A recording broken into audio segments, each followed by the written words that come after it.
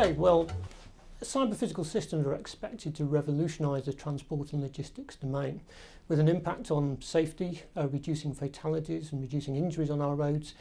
They have an impact on emissions, reducing CO2 and also particulates such as PM10s, which cause cancer, and also will make our road systems more efficient, so we'll be able to increase the capacity on the existing infrastructure. Now, it's very important for the mobility of Europe. It's important for the mobility of citizens, but it's also important for the economy of Europe as well. And what we're seeing is in the automotive domain, increasingly more autonomous systems being introduced. We're seeing ADAS systems, advanced driver assist systems, being introduced in the automotive domain, and also things like features such as automated parking. And in the future, we'll see a lot more automation in these systems. So we can envisage in the future, perhaps, going up to our car in the morning and having the decision to make of whether we actually drive the car or whether we let the car drive itself, which would leave us open to do other things like surfing the internet, watching a film, studying, or even using our car as an office. Now, it also has impact for people who have reduced mobility. So the ageing population in particular will be able to keep mobile in the future as they become more infirm, because we have the autonomy to actually counteract their disabilities.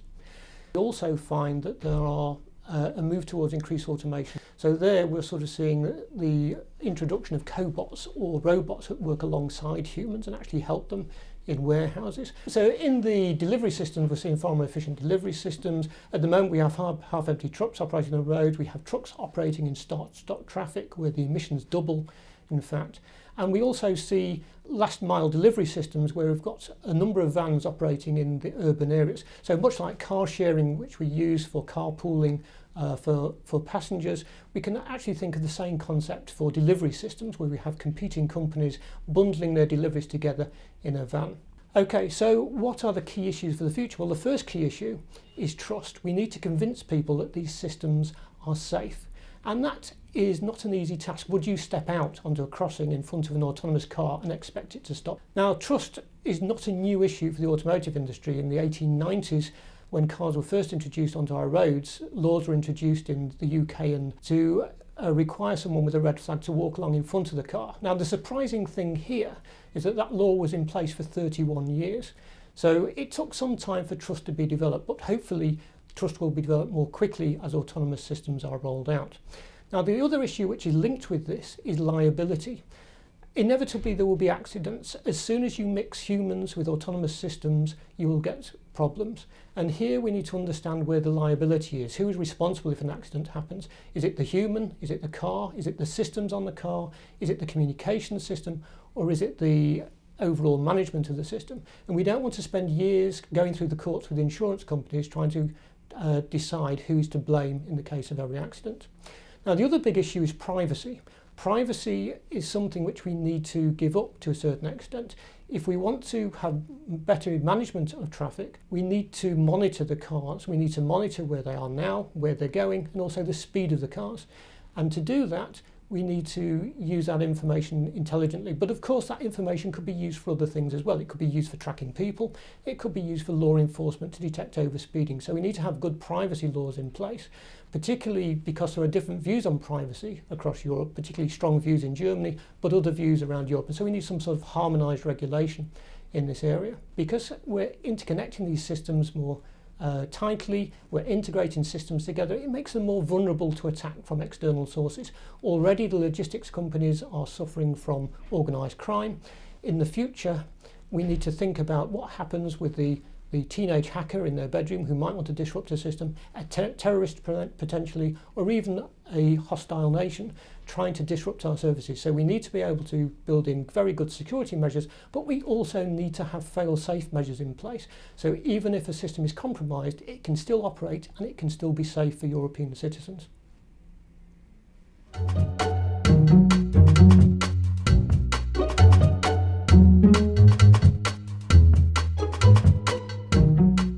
So CPS for disabled will be ubiquitous. So we'll have them in smart and intelligent homes. There will be smart sensors and actuators everywhere displayed in the houses. Also smart and sophisticated rehabilitation products that will assist people and also intelligent textiles, prostheses, and so on.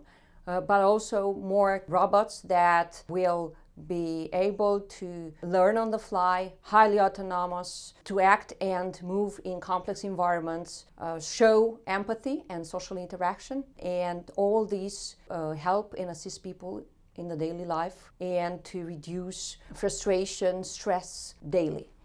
But cyber-physical systems for disabled will be used mainly for prevention, diagnosis, care, assistance, companionship. And this is really very important because it will improve the quality of life of these individuals and will have a positive impact. And we'll talk more and more about decentralized care because these people are going to live independently in their home environments. And this is really very positive.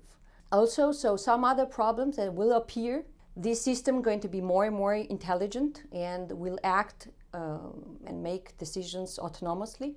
And then one of the issues are going to be political and legal issues, mainly with respect to who's responsible in case of any failure. Is it the machine? Is it the care provider? Is it the CPS provider or the CPS developer? So this is going to be really a problem. CPS for disabled also concern data exchange and data ownership. So we'll see that, and this is also some issues that will appear, and we have to deal with norms and policies need to be updated. Privacy is one of the most important of the ethical issues, and we're also going to see more and more a change in the professional secrecy of caregivers, and this is also very important. I think that there's going to be a change also in the skills of the medical providers and medical care and staff, because the goal of the CPS is not to substitute the medical cares and medical staff. It's more for being complementary and to augment human care. One of the challenges today is to have cyber-physical system capable of learning and offering customization to the user's changing needs, preferences, and disability, and that's over time. So, and what we're going to see is more like an optimization system. That's what we would like to obtain in order to have a personalization CPS. CPS need to adapt to short-term changes related to the individual differences, but also to long-term changes in order to best fit to the user's needs.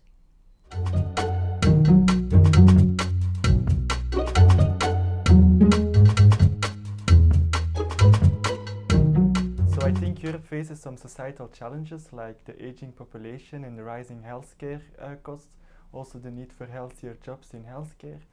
And still in Europe, health is the greatest wealth, which is very important. On the other hand, you have the tremendous impact in the technological evolution in, for example, artificial intelligence, cloud computing, Internet of Things and robotics, which make new technological possibilities that I think can provide answers to the societal challenges, especially in healthcare. So computers are already used a lot, which moves to e-health and mobile health, and also now wearables are very popular. But also robot surgery are used, also rehabilitation robots for training, but also deliver services like bringing goods, medicines, and so on. And in the future, I think this will even be more important, and I think we need to go to human-centered technology, where the strengths of the technology is combined with the strengths of the humans. So I think you have the societal challenges, and on the other hand, I think this will become very big economic markets, and I think there the challenge for Europe is to not only be a consumer of those goods, but also be a producer of it, so that the associated jobs come also to Europe to bring welfare here. Because this technology is very closely related to the human body, it has of course huge impact on, for example, privacy, who owns the data, who can use the data, and so on. Also patient empowerment, that we have to keep the patient the central and that the technology is there to assist it. Also, liability, responsibility are all ethical issues that are very important. So I think it's important, apart from the technological evolution, to also consider very importantly the ethical issues and to go in debate with the users of those technologies so that humans and technology can live in synergy together.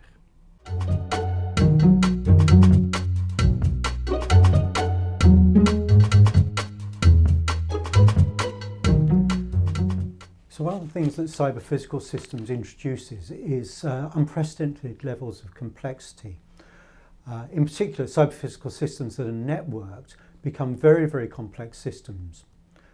One of the dangers with that is that the individuals who have to interact with the cyber-physical systems find it very difficult to understand how they're going to behave. Very often people know what's happened, they can understand the current state, but it's very hard to predict what the complex system will do next. And this can lead to threats in terms of safety. So if I use as an example, a robot operating in a factory, most accidents happen when the robot's being maintained, and that's because the robot is live. And although the maintainer knows quite a lot about how the robot might work, he can't necessarily predict what's going to happen next, and he may put himself in a position of danger. So situational awareness for human beings who have to interact with cyber-physical systems is a major challenge. And one of the areas that I think that technologists should focus on in terms of how they develop CPS is making sure they make the systems as transparent to the users as possible. That is to say, that the users will be able to understand what the cyber-physical system is doing at any particular time and make viable predictions about what's going to happen next. A really big vulnerability for cyber-physical systems is that they integrate information technologies with operational technologies. And this opens up vulnerabilities for attacks, cyber attacks, so that although your information systems may be well protected, bad people can maybe infiltrate your system through perhaps it's a control system that's plugged into to the overall cyber-physical system. What could be the outcome of that? Well, firstly, bad people taking control of the systems might be a risk. Another risk is that systems could be held to ransom. So the organisations that own a particular system may get ransom demands after someone has taken control of their system. How realistic is this? These attacks are already started to happen, and there have been some examples, one in the water industry, where such an attack has taken place. This is really an uphill struggle to counter this. But probably the most important thing is to be able to quickly identify when a system has been hacked and to have automated responses that will take evasive action. So the key thing is about detecting when the system is being hacked very, very quickly. There is some prospect of being able to do that in the medium to long term through the introduction of quantum technologies, and in particular quantum key distribution, and that may offer some protection. But these are still 5 to 10 years away, and so there are systems which are already becoming vulnerable to attacks. In terms of examples for things such as disaster relief, this is where cyber-physical systems can really come into their own. So systems which can access either areas which are inaccessible because of the terrain, or perhaps they're inaccessible because of danger to human beings. Cyber-physical systems, robots, could access those areas. And with sophisticated sensors, they may also be able to identify people who need to be rescued much more quickly than can be done currently, and actually carry out the physical actions, the rescue actions themselves. So this is an area where disaster relief, in fact, is an area where the CPS can have a major impact, both in terms of the speed with which relief can be provided, the speed with which data of the disaster area can be collected, and also probably in terms of reducing costs by the fact that maybe by identifying targets for rescue more quickly, you have to look at less or fewer areas. In terms of public safety, one of the really big challenges associated with cyber-physical systems is the ubiquitous collection of data. And so individuals, whether they like it or not, are constantly observed. Sometimes they know it, sometimes they don't know it. Sometimes the observation is purely by accident. So if you like, you could call that collateral observation. Huge amounts of data being collected about individuals. So there are significant issues around privacy. These are exacerbated by the capabilities that are being developed in terms of big data. There's some interesting work being done by the Nuffield Trust, which has looked at the area of patient records, which illustrates that actually, even if you anonymise patient records, by putting various data sources together, you can very quickly and very accurately identify the individuals with whom the data is associated. And so the ubiquity of data and the ability of new analytical techniques to fuse data and arrive at conclusions really compromises the privacy of individuals. And that's a significant ethical issue that needs to be addressed. That's an area that needs to be considered by policymakers in terms of how data is managed. Another aspect associated with security and safety also is concerned with the fact that ethics is really something which is culturally located. And so what's ethical in one environment, say Europe, may not be regarded as ethical in another, and vice versa. And so in terms of the development of the devices, one needs to be sensitive to the fact that not everyone has the same view of what is or is not ethical. So what might be the impacts for 2050 or going towards 2050? Well, cyber-physical systems will undoubtedly play a larger and larger role. They will affect safety both positively and negatively. Are we likely to be safer? Difficult to say. I think the key thing is that the complexity of the systems will be significantly increased, and that probably introduces more criticality.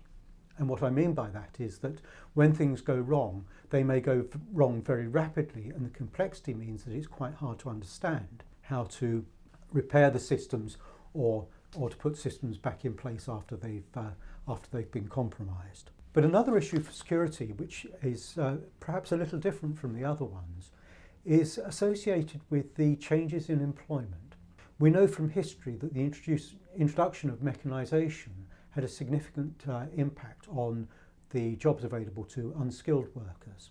And there is now an underclass of people with low skills who do not have regular or even any employment and may well be attracted to either radicalisation or to crime. With cyber-physical systems, we're now pushing up into semi-skilled tasks and tasks which require more skills. So there may be an implication there that people in a higher category in terms of their skill sets will now be unemployed. So what happens to the security of society as that underclass begins to expand with people who are significantly able intellectually?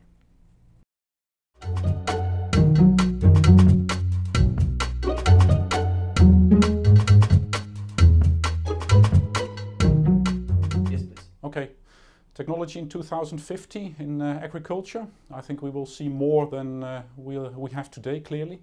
Farmers will abundantly use of technology, especially we will see a lot of sensors, data analysis, data extraction, information extraction for the farmer to support him or her in his decision making. And I think in this time we also see more and more machines actually implementing these decisions on the farm by operations, implementing operations on the field or with the animals, like precision spraying or precision weeding and individual treatment of plants and animals. Will farming be a popular profession? This is not, it's hard to answer clearly. I think currently farming is not a very popular profession. It's tough, hard work, low wages, there's low income, long working days, it's physically demanding, it's mentally demanding, puts high pressure on the farmer and his family.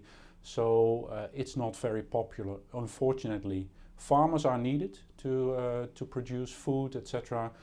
So what will happen in the future? Well, I think what might be a scenario is that young people are attracted by games, and I think if we can put farming in a kind of a gaming setting, that people can interact through computers and through their screens and their telephones or whatever, with a farming system. It might attract a young generation to farming, but clearly farming will look completely different than it will look today.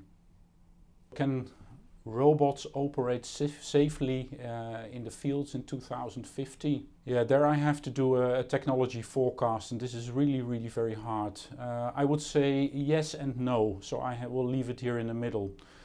Based on what I see in automotive industry, autonomous cars, I would predict that there is a possibility that robots can operate on the farm autonomously in a safe way. Although this is, well, it's still hard to predict. The environment is not very well structured. There can be all sorts of surprises. The system should be completely safe against people entering the field, animals crossing the field, but it should also be safe for the crop on the field. Well, and it's unclear to predict whether technology development will be that fast that it can be operating completely safely in a field. What we might have to do and what we might have to consider is that we have to change the environment a little bit to make sure that the machines do not leave the field and or that people or animals do not enter the field. Well, this will be quite a challenge to implement in practice, and it will raise all sorts of questions.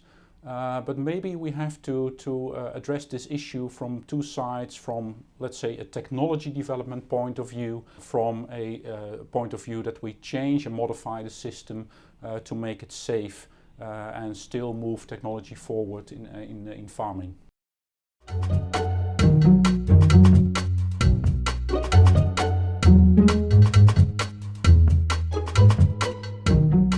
So I'm Orsolya Zara. I'm an attorney at law, and currently I'm a legal and policy advisor to a member of the parliament.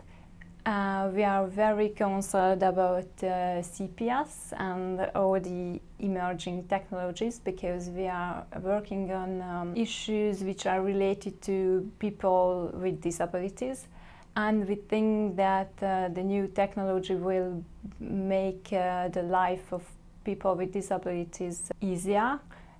It's happening now, and it will be more extended in the future. Talking about the future, I think we need to think about enhanced humans with robotic parts, with bionic eyes or exoskeletons. And we also have to take into consideration the non-enhanced humans, because this will change our whole concept of as we regard disability. Maybe people who are healthy now will be regarded as disabled when they are not enhanced. And the question is whether everybody will have the possibility to have access to new technologies. This leads us to the rights of humans, or robotic humans, or human-like robots, which will create a new category of human rights. And we have to work on it, and we have to decide what is important in this regard. Also, we have to think about responsibility and liability of robots and humans. If there is something which doesn't work well, if there is a damage, who will be liable for that? Will that be the robot, or the system, or the human? Do we need to create a new category like we created the legal person, a company, and we can create maybe an e-person or an I-person with specific rights and obligations, and will that lead to robo-sapiens at the end? These are really interesting questions, and we hope that this workshop will deal with some of that, and then policymakers have to think about these issues.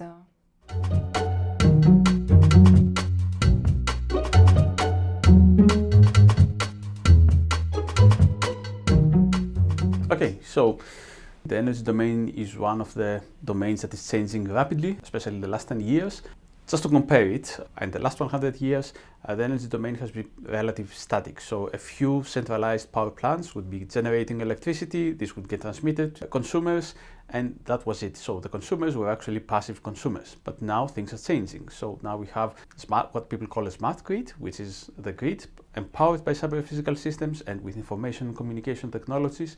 And all of these give generation to a new kind of infrastructure that is dynamic and enables us to have prosumers, so producers and consumers of electricity. So now the grid is not one way from the generation to the consumption, but people can actually generate electricity at homes. We can have power plants that are decentralized, consisting of electric solar panels, consisting of wind parks, etc. So the electricity that gets generated can be distributed.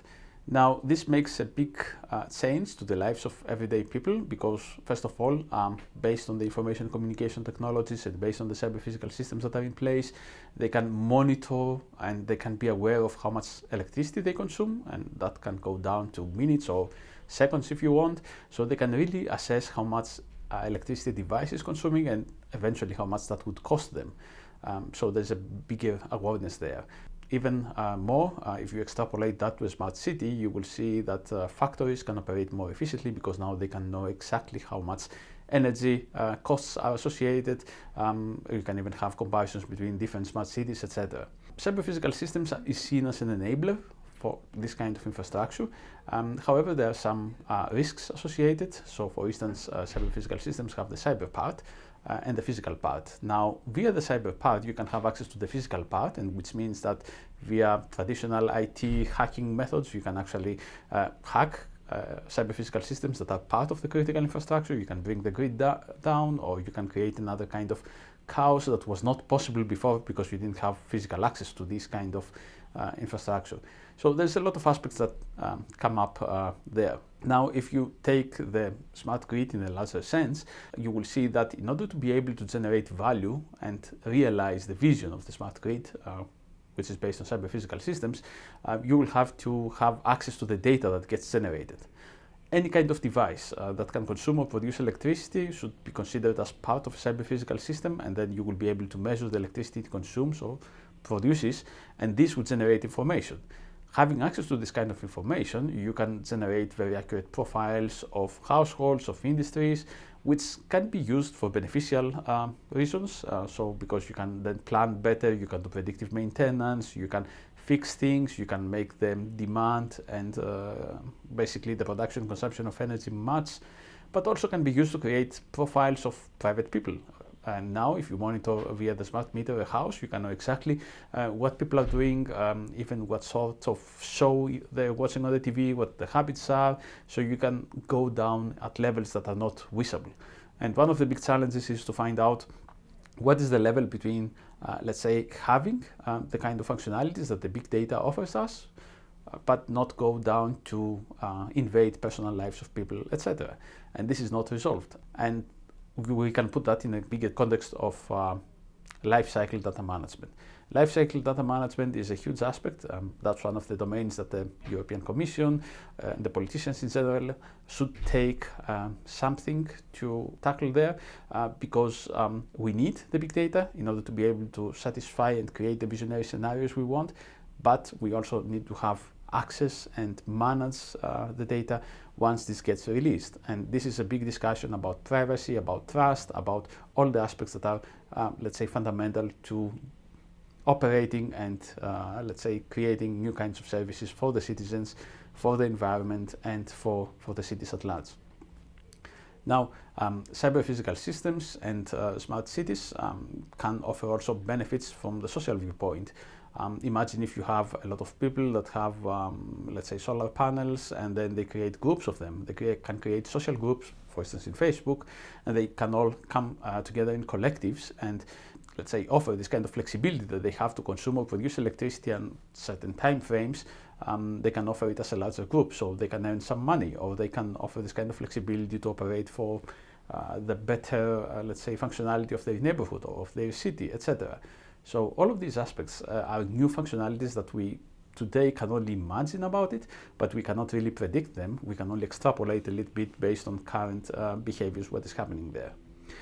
Other aspects that cyber-physical systems and smart grids might bring would be you no longer need to live in a city in order to have a fully functional grid. I mean, we have microgrids that can operate autonomously, and this can be done in a remote area.